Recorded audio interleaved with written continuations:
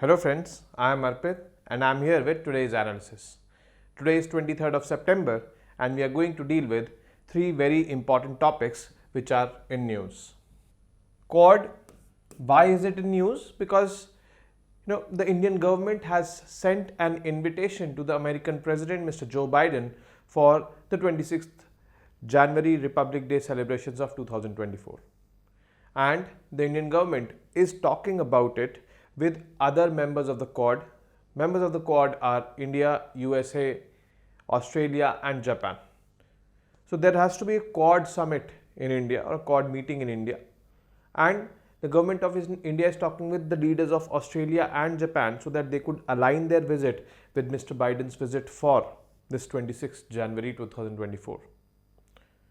So that is why it was in news, and we'll see what is Quad, what are its objectives, why was it formed, and how did it evolve as an organization. Second is the Samudrayan mission. The Chandrayaan has been successful. Now it's time for Samudrayan. The government is planning to send a manned submersible in which there will be 3 individuals to 6,000 meters or 6 kilometers down the ocean. The manned submersible is named as Matsya 6000. Why the government is wanting to send? The government is wanting to send because deep sea exploration in the presence of humans, to study the, I would say, environment over there, to look out for various resources over there. All these the government is carrying out. This submersible has been constructed by or built by NIOT, National Institute for Ocean Technology. It is indigenously built, and India for the first time has built a manned submersible. So India is set to launch this mission as well. And finally, we will be talking about the Indian diaspora. The Indian diaspora, basically, which is in news presently because of the Khalistani sympathizers. So we need to know what our diaspora is, where it is spread, and what kind of challenges we have with respect to our diaspora, what is their significance, political, economic, cultural. So all this, I would say, a holistic viewpoint of our diaspora, because there have been questions being asked from this particular topic. This year also there was a question, earlier also there was a question with respect to the diaspora. So let us start with today's topics. Quad stands for Quadrilateral Security Dialogue. Comprises of Japan, Australia, USA and India. These 4 countries together came for the first time after the 2004 tsunami ravaged the Indo-Pacific region. However, Quad was not formed at that time, but these 4 countries came together for disaster and relief works. In 2007, the Japanese Prime Minister for the first time mooted this idea of forming a formal organization comprising of these 4 countries. However, at that time, India was quite apprehensive of joining such an organization because India believed that it would apprehend China, its largest trading partner at that time. Things progressed. Finally, in 2017, on the sidelines of the ASEAN summit, Quad as an organization was formed. Quad was formed to make the Indo-Pacific region, where China was doing a lot of activities, free from dominance of any. In 2019, finally, Quad was upgraded to ministerial level. Means now the ministers, the Minister of External Affairs and all, they started meeting with each other. At times, the heads of the states or the head of the countries also meet with each other, with the same aim to make Indo-Pacific free and open. Free from dominance of any country, open to trade for all the countries. It is an informal grouping, we need to know that. So let us look into the details of Quad. India has invited Mr. Joe Biden, chief guest in 2024 Republic Day. India is aligning his visit with Quad summit also to be hosted by India. The Quad members: India, Australia, USA, Japan. the 4 members. And this is the Pacific Ocean, this is here the Indian Ocean, from here actually the Indian Ocean starts. So we can say that it was for making the Indian Ocean free from, or Indo-Pacific Ocean or Indo-Pacific region free from dominance of China or any other country. We did not explicitly say that free from dominance of China, but yes, free from dominance we said. But actually China was being targeted because China, here is the South China Sea, this is the South China Sea. Here China was doing a lot of activities which actually were guided by the expansionist tendencies of China. About Quad, it is an informal grouping in the Indo-Pacific region. We've discussed the Indo-Pacific region, but yes, some facts with respect to the Indo-Pacific region are Indo-Pacific is home to more than 64% of the global population and which contributes 60% of the world's GDP. Half of the global trade happens through the maritime trade routes in this region. And we have a very crucial maritime trade route in this region, and that is from here, that is Strait of Malacca.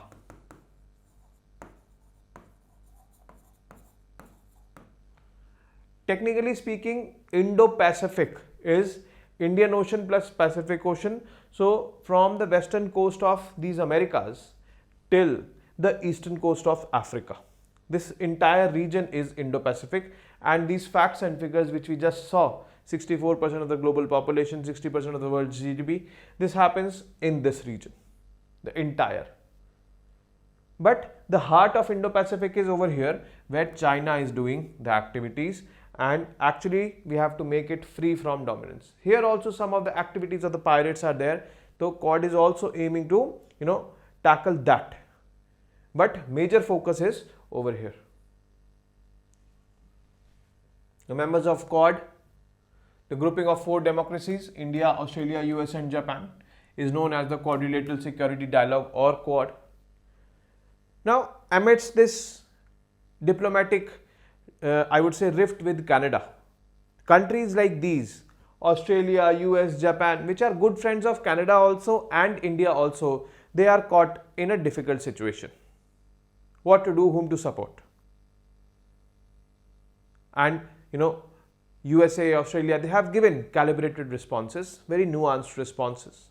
We've seen that in our previous video. So this is there because India being part of Quad is actually balancing the situation and not letting India earn this title of only being pro-Russia. Our stance on the Russia-Ukraine war in 2022 was accepted by the Quad members, and that was a diplomatic victory for India because these Quad members are on the other side of the spectrum if I talk about the Russia angle. So this is there. Then aim of Quad. What is the aim of this grouping? To ensure a free and open, free from dominance and open to trade.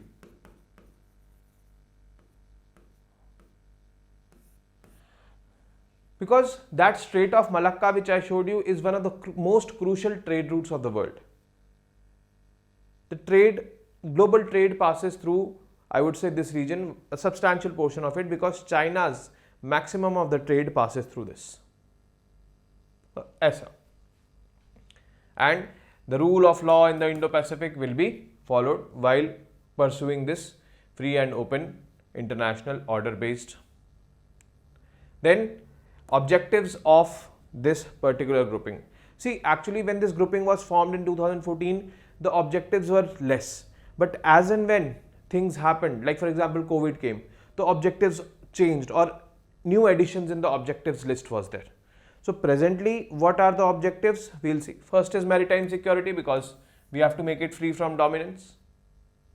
Combating the COVID-19 crisis, since COVID came in 2020. So this was also added as an objective, especially vis-a-vis vaccine diplomacy. So we should be cooperating with each other and supplying vaccines or essentials or medicines, whatever necessary. And not only COVID, in future if any other pandemic comes, then we should also be collaborating on that front. Addressing the risks of climate change, because this Indo-Pacific region comprises of many small island developing states. These are called as SIDS. So we should be, addressing the climate change, because those SIDS are one of the most impacted due to climate change. Climate change will lead to sea surface level rise, which creates a threat of submergence of those small islands. Apart from it, these big countries, the 4 countries which we've talked about, which are members of Quad, will also be impacted somehow or the other due to climate change. Then creating an ecosystem for investment in the region. Investment means we need to invest in each other's countries in renewable energy projects or port projects, connectivity projects. Remember PGII? That was an answer to China's Belt and Road Initiative. Now India has come up with India, Middle East, Europe Economic Corridor. So investments have to be done in the infrastructure, and those investments should be sustainable investments. Then boosting technological innovation. Technological innovation, because this technological innovation has the answer to many problems which we are facing right now, including climate change. And USA in itself is a giant in research and development. Now, if I talk about USA's research and development, the expenditure done is the highest in the world in absolute terms. In terms of percentage wise, yes, it may be less, but yes, in absolute terms, it is the highest. And this can give us an edge. Apart from it, India is also increasing its focus on research and development, innovations and all, which can also contribute to the, I would say, betterment of this entire Indo-Pacific region. Now, evolution of Quad. How did Quad evolve? Now, following the Indian Ocean tsunami, India, Japan, Australia and the US created an informal alliance to collaborate on disaster relief efforts. Quad as a formal group was first mooted by Japanese Prime Minister Shinzo Abe in 2007. However, due to Chinese resistance and reluctance shown by India, China was also resistant and reluctance was also shown by India during that time, it could not become a reality in 2007 when Japanese Prime Minister mooted it. Because China was also of this viewpoint that this grouping is made against me. It will hamper my aspirations and ambitions in the South China Sea. South China Sea, which lies in the Indo-Pacific region. Later, during the 2017 ASEAN summits, all 4 former members rejoined negotiations to revive the Quadrilateral Alliance, and it was formed like a informal grouping, not a formal grouping. So presently it is an informal grouping formed in 2017. The Quad was upgraded to the ministerial level in September 2019. There is no headquarters of Quad, nothing like that is there of Quad. Every year these 4 members meet and the meeting point circulates among these 4 countries. This year means 2024 happens to be in India. So that is it. Chandrayaan has been successful. Now is the time for Samudrayaan. The Samudrayaan mission actually aims at carrying 3 individuals in a submersible. The submersible looks like this. And up to what depth will they go? They will go to 6,000 meters depth. That is why this submersible has been named as Matsya 6000.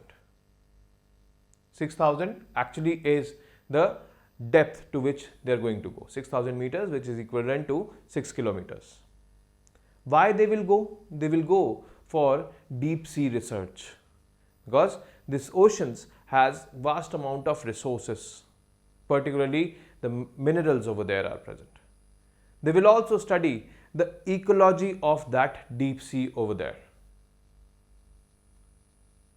Recently we have had an accident where in a deep sea submersible, around 6 or 7 people, they died. This happened somewhere in the west. That was for tourism purpose they went. But this is solely for research purpose. And only the scientists would be going in. So this is actually having a 12-hour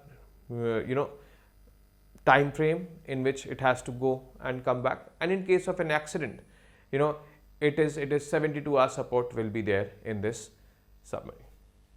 Now sending 3 humans to 6 kilometers depth in self-propelled submarine. It will be a self-propelled submarine. It is, I would say, kind of a sphere in shape. Exploring deep sea resources and biodiversity assessment has to be done. Endurance of 2 hours, not 72 but 96 hours in case of an emergency, or in case of, I would say, any accidental thing happens over there with them. So in that case, 96 hours. Now India is set to launch Samudrayaan involving the first manned submersible vehicle called Matsya 6000, which will descend 6,000 meters into the Bay of Bengal with a 3-man crew. Now about Samudrayaan mission.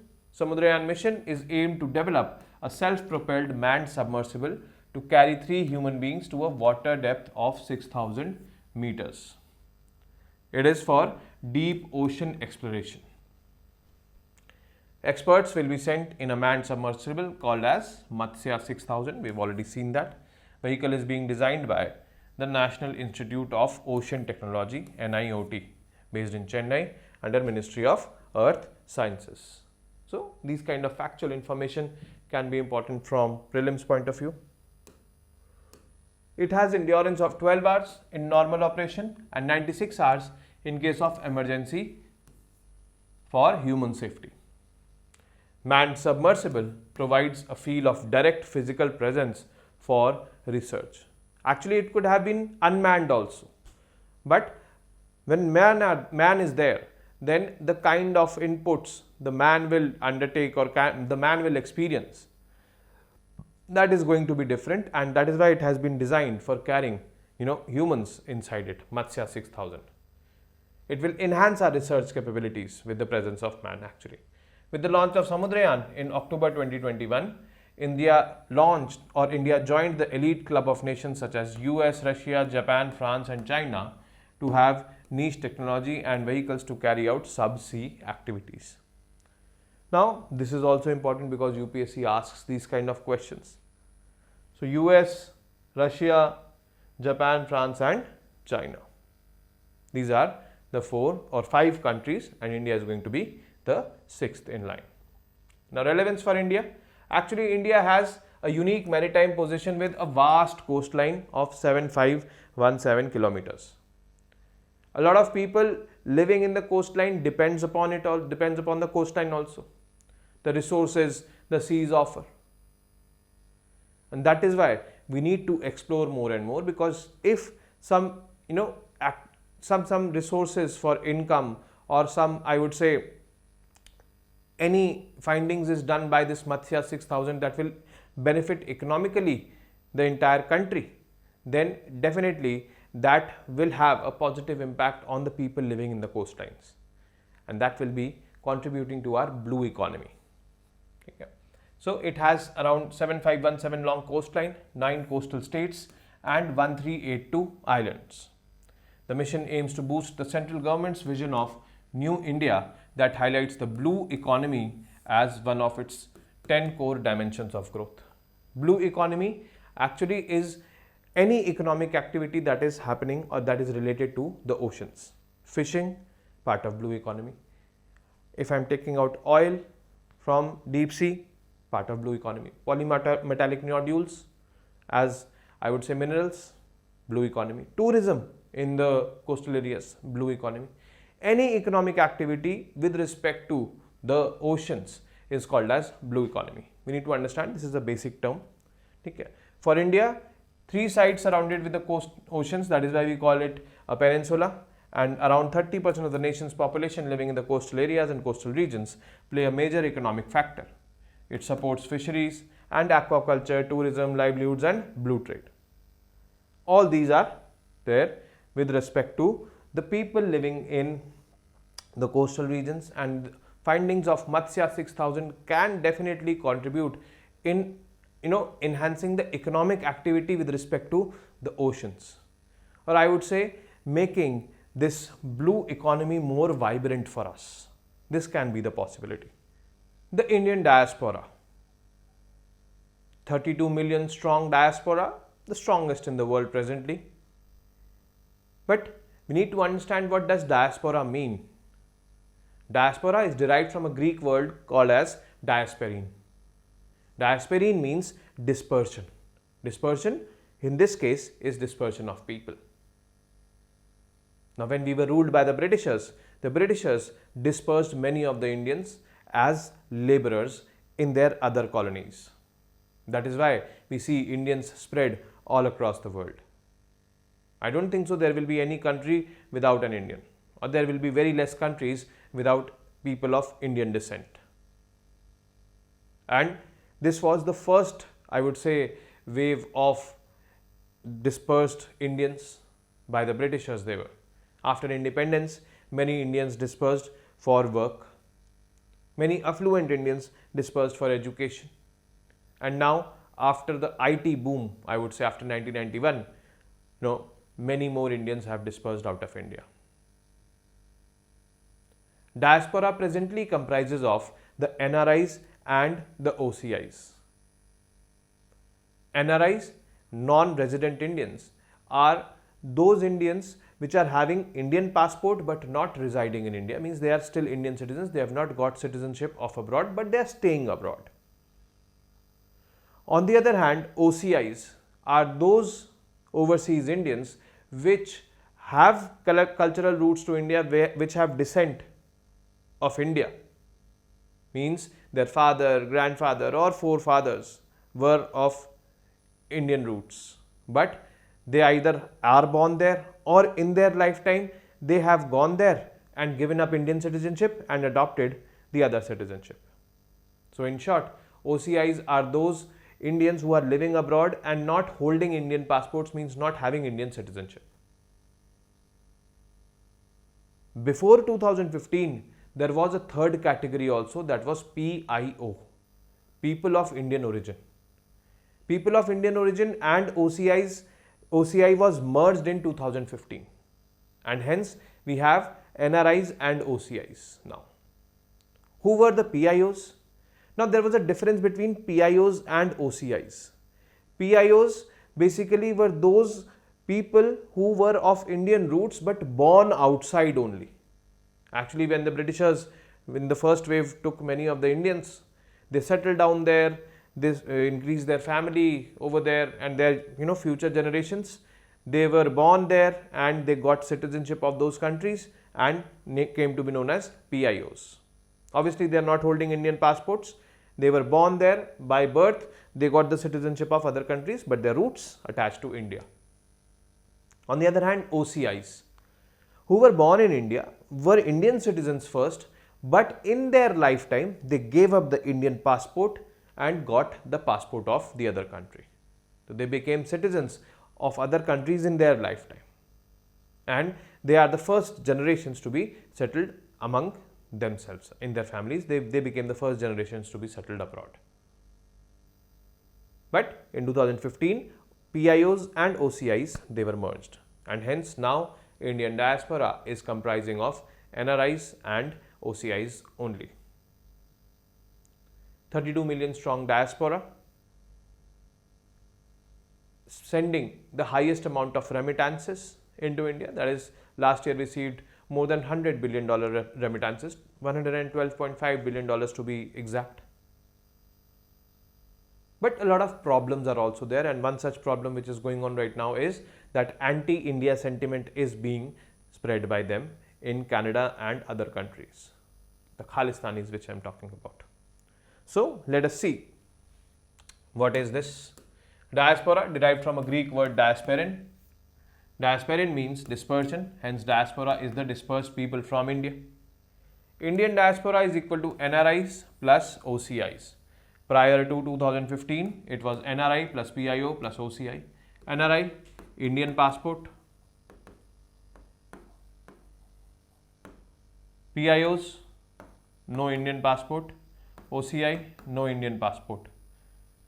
OCIs, born in India, yes. Born in India, yes. Not born in India. Okay.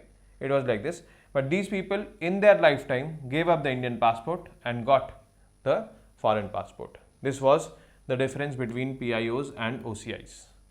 PIOs born there and hence had never obtained Indian passport, got citizenship of that country only where they were born. These OCIs born in India gave up the passport during their lifetime and got the passport of other countries, and hence became part of diaspora. Now, significance, if I talk about the economic significance of diaspora, remittances to India. Remittances are, any amount of money or physical goods sent by those Indians not living in India, living abroad, to their family members or to their relatives back in India.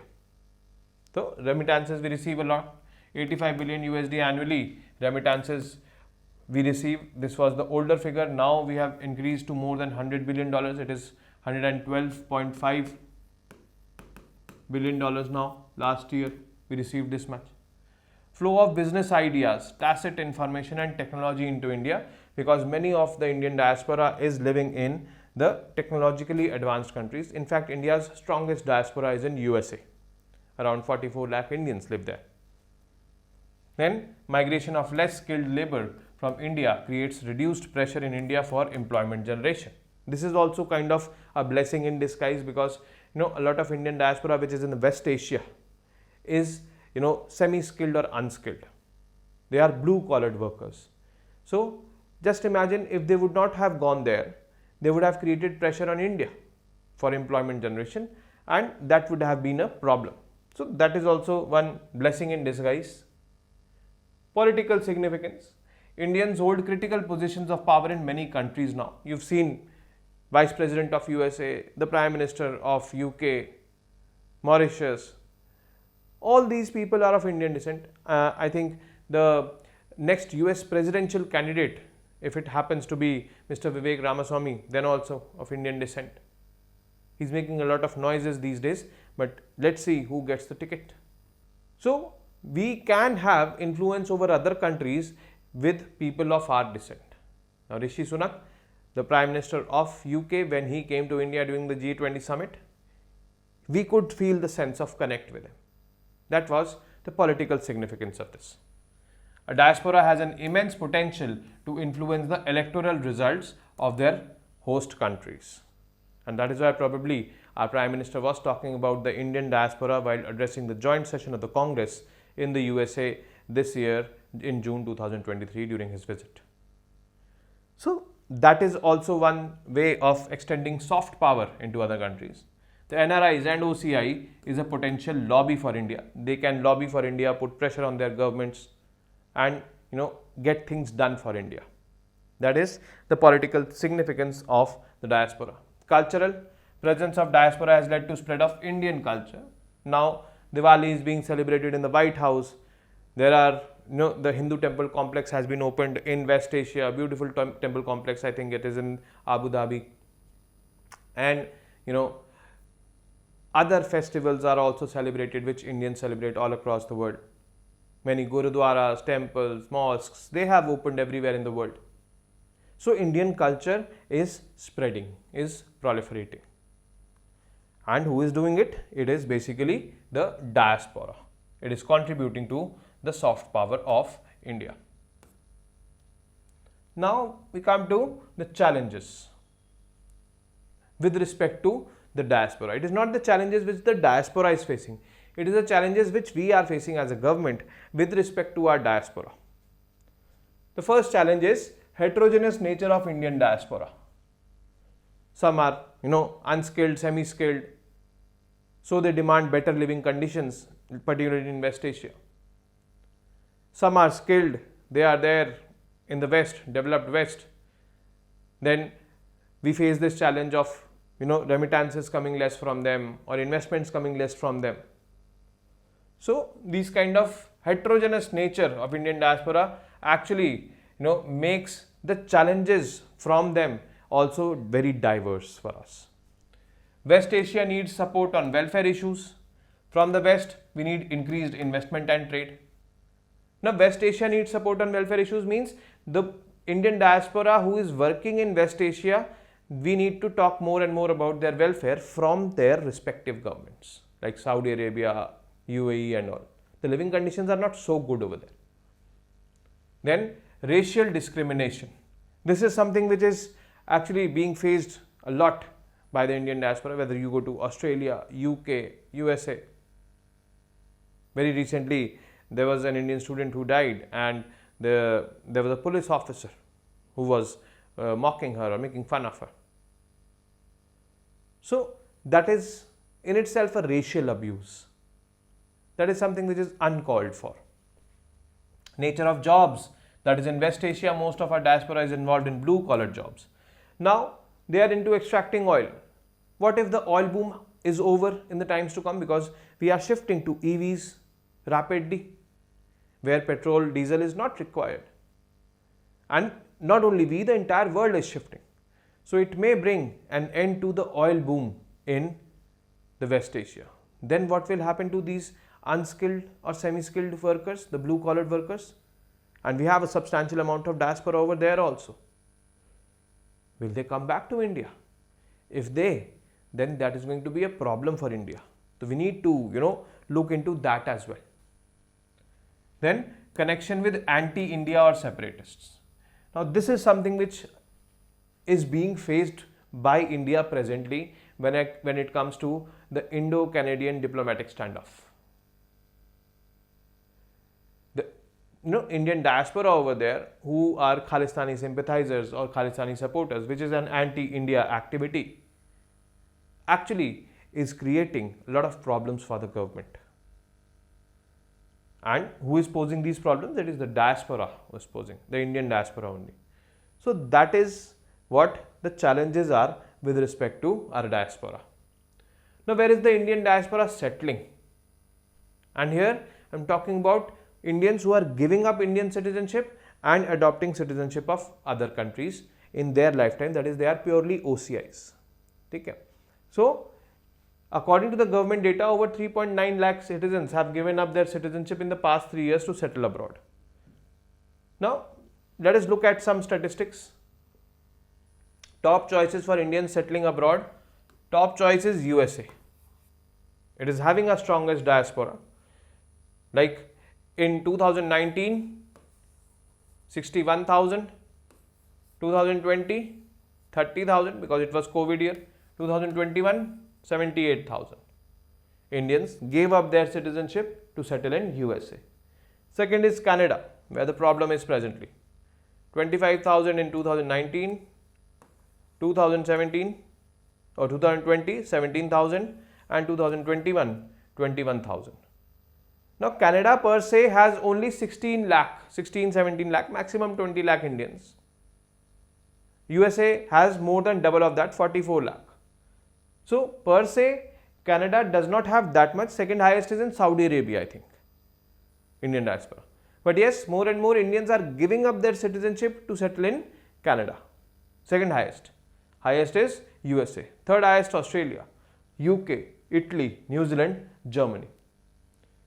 You might be thinking, sir, Saudi Arabia second highest, UAE also very huge number of Indians. Actually in West Asia, there is no provision for getting the citizenship of those countries. Whether you are born there, whether you are living there for multiple number of years, you will not get citizenship of those countries. They are very clear on that. You will remain citizens of India. You will remain an NRI forever. Means you will be holding the Indian passport. But here you have chances of getting citizenship of these respective countries.